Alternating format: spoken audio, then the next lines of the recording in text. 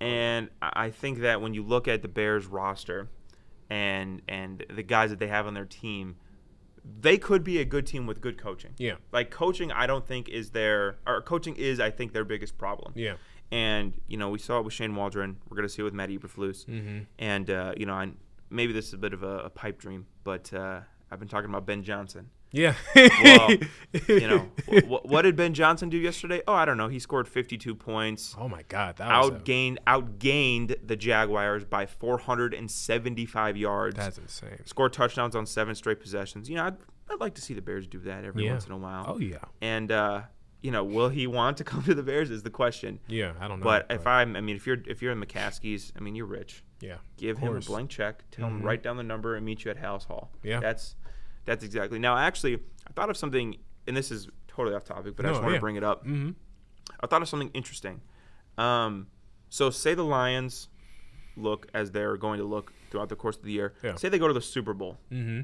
That would make the coach hiring process for Chicago very interesting because you could, if you're going to hire one of these coordinators that is going to the Super Bowl, you're going to have to wait until like February, right? Because they're not going to take the job until the Super Bowl, more than likely. Mm-hmm. So then all the other coaches pretty much are going to get hired up, and you're going to have to really bank on this one guy. Mm-hmm. And what if he does what he did to Washington and Seattle last year and he says, nope, I'm good, and goes back to Detroit?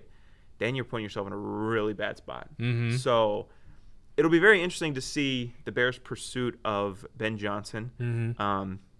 I wish they would have went after a guy like Jim Harbaugh last year. Yeah. You see how much better the Chargers are. Mm-hmm. So it's spectacular. And I don't know. I really need the Bears to find a good coach. They're a good coach away from, I think, being a solid team. Yeah, which they are now with Eberflus. Mm-hmm. But biggest positive from this game, I think we both agree it would be Caleb. Yes. Caleb was awesome.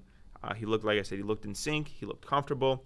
I saw a stat that he was graded out with per PFF at a 94 grading against the blitz, which for young quarterbacks, the blitz, really does hinder, I think, a lot of their what they want to do. Yeah. It stops them because it's confusing. You have to, assign pass protection. You have to know where your outlets are. You have to, and he, I think, did really well against the Packers blitz. But yeah, Caleb to me was the biggest positive in this game. No, I agree. I think he was definitely a way more comfortable quarterback. And I also saw a stat line yesterday while watching the game. He got the ball, I think the previous 4 or 5 games, he was in the pocket for 2.5 or 2.3 seconds. This game was 2.01. So he was getting the ball out quick. His linemen were obviously doing the best they can to protect the pass. I would say, though, that I guess I'm jumping ahead, but one negative was the pass rush. I really thought that could have been an improvement. But I think what going back to the positives, I think Caleb really did a great job. And you can really tell when offensive coordinator lets you run the ball and, lets your team kind of make the plays. And you could tell it was just a free-form offense, and I loved it. That was awesome. I hope I get to see more of that. I hope we get to see more of that as the season goes on. Yeah, and that's another thing that Shane Waldron wouldn't do is, obviously the Bears' offensive line has struggled this year. We all know this, right? Yeah. So to call all these long developing plays with a quarterback that's just going to sit back there and get beat up, it's redundant. Thomas Brown was getting the ball out quick, not allowing the Packers to dominate our offensive line in that way. Yeah. And then obviously, like I said, using Caleb's legs, telling him to, hey, when you see a hole, just run, scramble, get a first down. But he also called some nice design quarterback runs, I thought, as well for Caleb Williams, which is nice. So, no, Thomas Brown and Caleb, I think, were the positives. I do agree on the pass rush, though. And I felt like every time Jordan Love dropped back, he would step up in the pocket and he would have so much space to move. Yeah. And I thought that killed a lot of the drives on defense for the Bears. Like him extending plays, him buying time. Yep. He had a rush to the 1 yard line and then QB sneaked it in the next play. So I thought Jordan Love really did kill the Bears with his play extension. And you're right, the pass rush wasn't anything crazy. Yeah. Montez Sweat, I think, is still probably a little banged up. I don't know if he's 100%. But no, I agree. I think this was a game where they needed to get after Jordan Love, and they didn't really do that. No. Yeah. Yeah, I agree. So let's move into segment 2. Now, obviously, we saw a really, really great performance from our new offensive coordinator, Thomas Brown. Do you think he is legit now, and how would you rank his performance yesterday? I would say he did a really good job. Like we said, a lot of the fundamental things he did better than Waldron. telling Caleb to use his legs, quick game, getting him quick outlets. I thought he mixed up the running game as well. I don't know if he's legit yet, and the only reason I say that, and I don't mean to be disrespectful, the Packers weren't prepared for Thomas Brown. No, they were prepared for Shane Waldron. Yep. And all the Bears film throughout this year was the Shane Waldron offense. Yep. And so you can, a lot of times when you have a new coach and a head coach, or you have a new coordinator or whatever, you can get away with a schematic advantage because they're not familiar with what you want to run, your tendencies, everything like that. Yep. Next week against Minnesota, I think is his real test. Not only is the Vikings defense very complicated, very good, very well coached by Brian Flores, but now the Vikings will watch this game against the Packers and say, all right, Thomas Brown did this. His tendencies on third down were this. Caleb, his reads were this. Yep. Now we're going to see the adjustment period. And maybe it'll take a couple of weeks for teams to really understand Thomas Brown. But I'm very curious to see when teams figure him out, what does he pivot to? What does he go to? Does he have more tricks up his sleeve? Yeah. So I can't say that he's legit yet. However, I was very encouraged by what I saw yesterday. Yeah. So that's what I'll say. Justin, I guess we ask this question every single week. We've been asking it. We've been asking it, I guess, since the Jaguars game. Yeah. Will the Bears win another game this year? Mind you, they play 2 against Minnesota, 2 against Detroit, another one against Green Bay. In Green Bay, they play Seattle and San Francisco. No. I mean, I think obviously our strongest chance is against against a weak, or not a weak, but a struggling 49ers team. But they're still good. They can still win. They still have talent on their team. And they just got Christian McCaffrey back. So, that may be the only game where we might be able to sneak and win, but that might be the hardest game to sneak and win in, especially, I think that's away, right? Yeah, it's San away. Francisco. It's in San Francisco. So, no, I don't – I mean – I would love to be optimistic here, but every time I've been optimistic on this show, they've lost. It's been terrible. So I'm just gonna say no. We're gonna probably be 4-13, and just hopefully we can be able to continue to develop Caleb's performance and kind of his progression as a rookie. Hopefully Thomas Brown can, string together a couple of good plays. I do agree with you about what you said earlier about Minnesota being his first true test, especially since now that the Vikings have film on not Shane Waldron. Jesus, he keeps getting stuck in my head. It's like a toxic ex. It's like can't get out of your head. Yeah. No, now that they have had, now that they will have time this week to study Thomas Brown and his play calling, but I don't see it. What about you? Yeah, I think it's really difficult. Division games are always weird. And, we saw the Browns beat the Ravens, saw the Steelers beat the Ravens, who I think the Ravens are a much better team. Division games are always just tougher, more physical. You have a better understanding of each other. And, to be fair, they did almost just beat the Packers. Yeah. Now, I will say, the 2 games against Detroit, you can absolutely cross those off. Detroit looks like they're playing Madden on rookie mode. Yeah, they're killing everybody. 52-6. Yeah. 52-6. They could have scored 70 points if they would have actually They were up 28-3 at the half. That's why I was like, oh. If they put their foot on the gas in the fourth quarter, they would have won 70-0. Oh, for sure. Yeah. So they look awesome. I think across the board, coaching, personnel, the lines are much better. Okay. Well, when we play Green Bay Week 18. Well, in Week 18, the Bears probably won't be playing for anything. The Packers will be playing for something, I imagine. They'll be playing either for the division or for playoff seeding. Yeah. So Packers will win that one. Plus, it's in Lambeau. We're not winning in Lambeau, bro. 2 against Minnesota. I can see them stealing 1 against Minnesota. Okay. The problem is that this week coming up is the game in which we're home against Minnesota. We play later on in Minnesota. So I guess if we're going to take anyone, it would be this one. But because Sam Darnold, I think, has come down to earth, he hasn't – a little bit, yeah. He's been turning the ball over a little bit. Their defense has been – I don't want to say susceptible, but they've given up some plays. So I guess next week would be the time. But I don't think we're beating Minnesota in Minnesota. No. Again, they're competing for the playoffs as well. All other 3 NFC North teams are very much in the thick of the playoffs. Yes. Detroit will be fighting for the number 1 seed. Green Bay and Minnesota will be playing for the top wild card spot, I believe. So that's a no-go there. San Francisco, yes, they look like a much weaker version than they normally do. Offensively speaking, they look stale. Defensively, they look much worse than they have. And I don't want to just rip them just because they lost to the Seahawks yesterday, but I mean they're 5-5. Like this is not. That's not what I would have expected. No, the 49ers team we've seen in the last few years where they've gone like 13-4 and gone to the NFC Championship game every year. There's a legitimate shot that they might not even make the playoffs. Yeah, no, and I think that might be the case. I know last season they were like, oh, well, what was it when they went in 2019 or whatever, and they were like, oh, well, you have the Super Bowl hangover. This might be it. Might be. They've been struggling, and then you look at Seattle. Seattle's hard for me to predict because that's a team in Seattle where you kind of get a different team every single week. Yeah. Some weeks you lose to the Giants, and other weeks you're beating San Francisco in San Francisco. You're dominating the Kirk Cousins Falcons, who they're wishy-washy too. They are. They just very got their wishy-washy. butt handed to them by the Broncos. Yeah.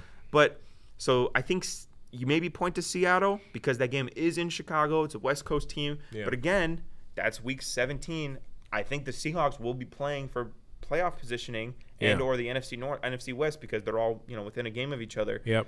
Will the Bears have that same fire? At that point, Matt Eberflus will be having 1.5 feet out the door. Yeah. Yep. The Seahawks, I think, will be playing inspired football with first-year head coach Mike Macdonald trying to make the playoffs. I don't see a win on the rest of this thing.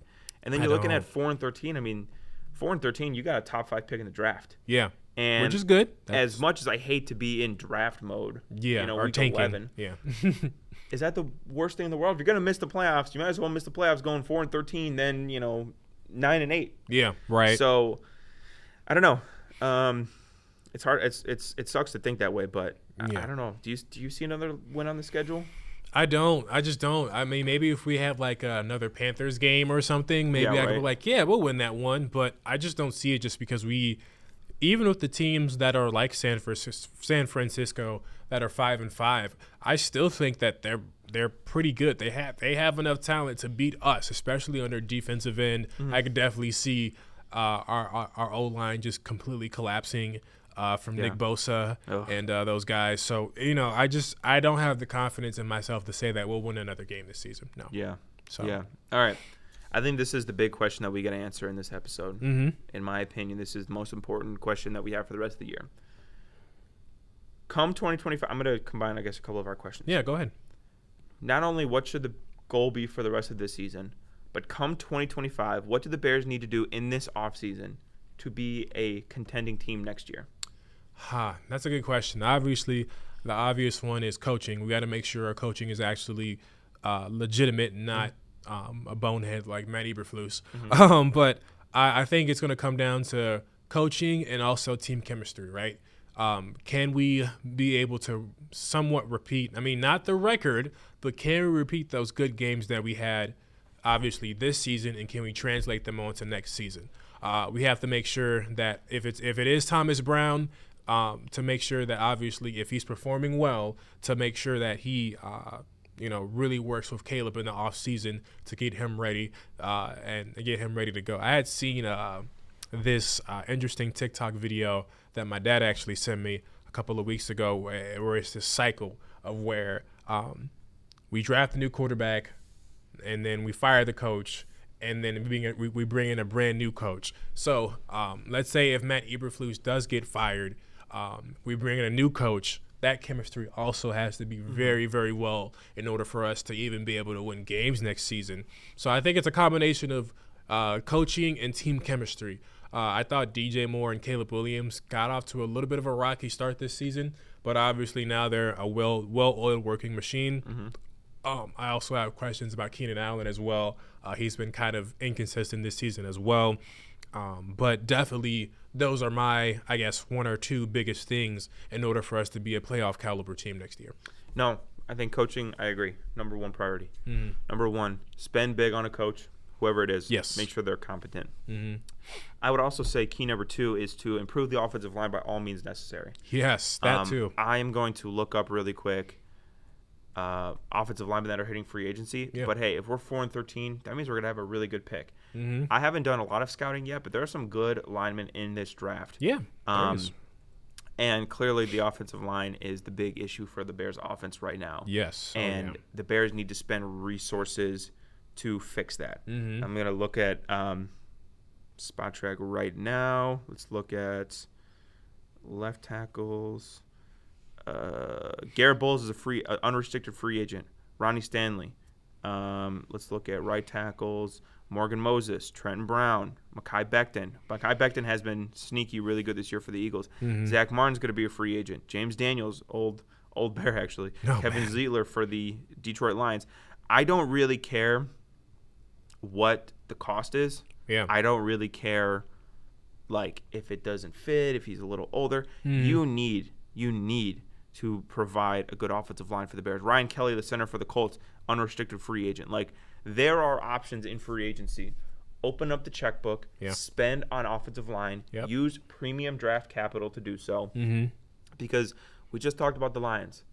How good are the Lions, right? They're the best team in the NFL. Yeah. From just maybe the Chiefs. But a talent perspective, in the NFC at least. Offensive-wise, they're the best team in the NFL. Mm-hmm. Their offensive line is ridiculously good. Yeah. Penei Sewell, Taylor Decker, Frank Ragnow. They are awesome. Mm-hmm. And that's part of the reason why they're able to do whatever they want. It's because Jared Goff has all the time in the world, 45 seconds per play to sit back there and read the defense. Yep. I got Jameson Williams over there, and I got Amon-Ra St. Brown over there. Oh, I'll just dump it off to Jahmyr Gibbs, and he'll take it 50 yards. Like, that is exactly what they want to do offensively. So spend on the offensive line, draft offensive line, and get a new coach, I think is the key for the Bears in 2025. Let's move on now to our game preview. Vikings versus the Bears. This game is also at Soldier Field. Another divisional game for the Bears. Again, we're talking about the gauntlet. They're in the thick of it right now. Yeah. Justin, I'm going to ask you about another Justin. Justin Jefferson. Yeah. How do the Bears stop an unstoppable force? In essence, I know I'm not very good with, science. I never was great at it in school. But, the theory of the immovable object versus the unstoppable force. Yeah. But right now it is a very movable object versus an unstoppable force. Yeah. How do we stop that unstoppable force? Man. I almost want to say you have to, double coverage this guy. It's and honestly, it's crazy enough that, we are really worried about the Vikings, and they're really this good because there's no expectation of that, especially after Kirk Cousins had left in the offseason. But, we're going to have to do a lot of double coverage. And I was watching the Chargers-Bengals game last night, and one thing that the Chargers did really well, even though, it was Chase really still tearing them up offensively, is they did a lot of zone and a lot of coverage around him. At least two guys in the vicinity really making sure that he could only go, that Jamar Chase can only go above the top and not get out far down deep in the field. And I think we will need to replicate some of that as well and be able to slow him down. I'm not saying we're going to completely lock him up because I don't think there's anybody on our team that can lock up this superstar. But we need to slow him down. We need to be able to make sure that he doesn't that he gets short gains on after his catches, and just slow him down as much as you can. You do not want him to get what game was it when he got that 70-yarder or something? Talking about against the 49ers where he had the 95-yard touchdown? I think so, yes. Yeah. We don't want that. We don't want that at all. So it is going to be super, super important and really key that we just keep him slowed down. Yeah. We don't allow him to score any touchdowns. We're not going to stop him from getting his yards, but you don't want him to get one or two or three big plays. We know what happens when the Bears, when big plays happens versus the Bears should just shut down. So that's our only chance to contain him in this game. I think when it comes to Justin Jefferson, I have two main thoughts. You could go the Bill Belichick route, which was they're going to double team their number one, and they're going to put their best corner on their number two. Yeah. So you would have Jalen Johnson on Jordan Addison, and then you would put maybe Tyreek Stevenson and Kevin Byard on Justin Jefferson. Yeah. Or, and this is probably the idea I prefer more, because clearly I know more about football than Bill Belichick. He only has 8 more Super Bowls than I do. Or what you could do is Jalen Johnson, Justin Jefferson, one-on-one. Okay. And then you have Kevin Byard. You roll over the coverage to have Kevin Byard over the top. Mm-hmm. So you say, all right, Jalen Johnson, we trust you to go one-on-one, but we have that safety net of Kevin Byard at the free safety spot just in case he pulls a Justin Jefferson. Yeah. Right? Mm-hmm. I think Jalen Johnson is one of the few corners on planet Earth that can hold a candle to Justin Jefferson, who, for my money, is the best wide receiver in the NFL. Mm-hmm. Jamar Chase is getting close, and he's had some great games this year. Mm-hmm. For my money, Justin Jefferson is the best wide receiver on the planet. For sure. Yeah. Jalen Johnson is pretty dang close to being the best corner on the planet. Mm-hmm. This is going to be a great matchup. I would trust Jalen Johnson to go one-on-one with Justin Jefferson while having some help. Some help. Yeah, he needs not a help. lot. Yeah. You need a little bit. Yeah. Maybe roll coverages over, everything like that. But again, you can't let Justin Jefferson beat you. If Justin Jefferson has like a $150 and 2 touchdowns, we lost. We're cooked. We lost. Yeah, we're cooked. Additionally, I think you need to pay respects to Jordan Addison. Yes, that too. Aaron Jones, he's quite familiar with the Bears, playing all those years in Green Bay. But the key, I think, for this Vikings offense is they're a much worse unit when Sam Darnold is turning over the football. Yes. When he gets trigger happy and he starts throwing interceptions or he starts being careless with the football, there is a way to beat the Packers. I'm sorry, the Vikings. I'm so caught up on the Packers game, guys. Yeah. There is a way to beat the Vikings when you get turnovers. Yeah.